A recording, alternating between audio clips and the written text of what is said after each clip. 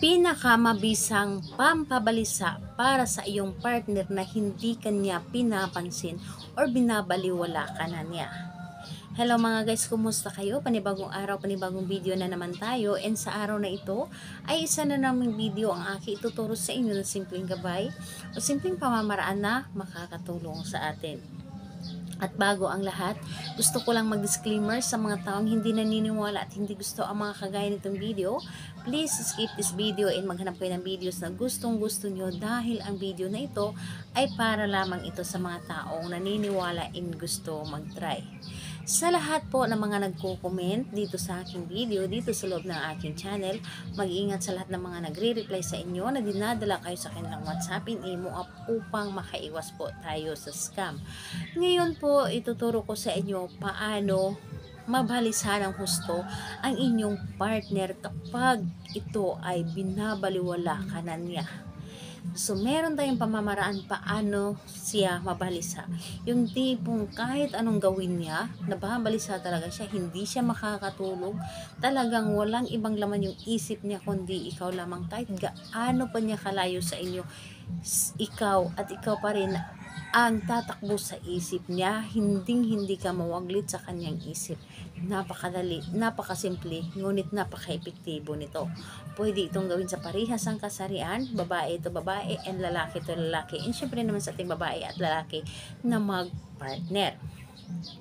And dito po is kailangan natin ng ating gagamitin. So kailangan mo lamang dito maghanda ng larawan niya. Dapat yung larawan niya talaga kahit yung sa ID size lamang, basta ito ay kanyang larawan. Yes po. Basta kanyang larawan, kahit ID size lang, pwede yung printed. Basta mukha niya po ang nakalagay. Kahit ikaw na po ang mapaprint ng kanyang larawan, kahit kumuha ka sa kanyang social media account na larawan niya, tapos ipa-photocopy mo po ito.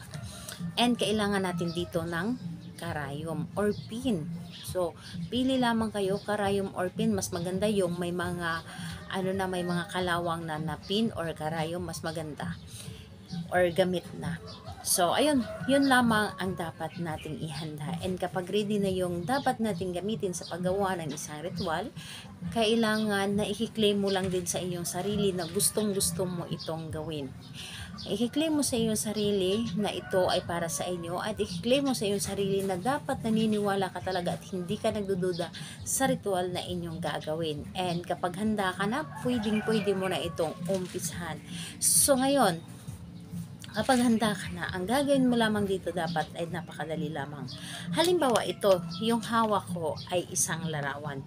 Ito ay isang larawan. And ang gagawin po ninyo, kausapin nyo lamang ang kanyang larawan. Kausapin ninyo ang kanyang larawan.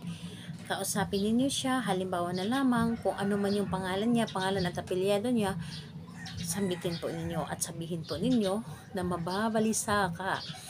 Sa ngayon, ako ay iyong binabaliwala. Hindi mo ako pinapansin. Ngunit kapag ginawa ko ito sa iyo, hindi ako mawaglit sa iyong isip. Kahit anong gagawin mo, ako lamang ang nilalaman ng iyong isip. Ako lamang ang inyong iisipin. Mababaliwasa ka, hindi ka makakatulog sa kakaisip sa akin. At ang gagawin po ninyo, pagkatapos mo sabihin lahat sabihin ninyo, ang importante lamang ito ay good intention at mararamdaman talaga niya. So, ang gagawin po ninyo, pagkatapos ninyong kausapin ang kanyang larawan habang nakatitig ka, yung sa may noo banda, sa may noo, itusok nyo po ang pin or ang karayom. Itusok nyo po ng paganyan. Tusukin nyo po ang kanyang noo para walang ibang laman ng kanyang isip kundi ikaw lamang, at talaga namang mag-iisip at isipin kanya. So, yun po ang inyong gagawin. And pagkatapos mong tusukin yung kanyang larawan, sabihin po ninyo, simula ngayon, wala kang ibang iisipin, wala kang ibang hahanapin, kundi ako lamang. And pagkatapos, yung larawan niya na inyong ginamit sa pagritual, ilagay po ninyo sa ilalim ng inyong unan at higaan nyo po ito. Sa mga baguhan, normal lamang na hindi kayo makakatulog kapag ito ay inyong ginawa na para bang kayo ang nababalisa, normal lang po yon dahil mga baguhan pa lamang kayo. Pero kapag kayo ay nasanay sa paggawa ng isang ritual, baliwala na ito sa inyo. And huwag na huwag din yung iisipin palagi ang inyong mga ginagawa para mas mabilis itong mapagana. So, kailan nga ba ito gawin?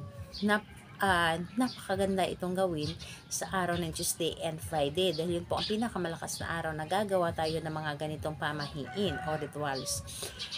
Pero kung hindi ka makapaghintay ng araw ng Tuesday and Friday, kung nakikita po ninyo na may sinag ang buwan sa gabi, gawin po ninyo ito sa gabi ng kahit anong araw basta may sinag ang buwan.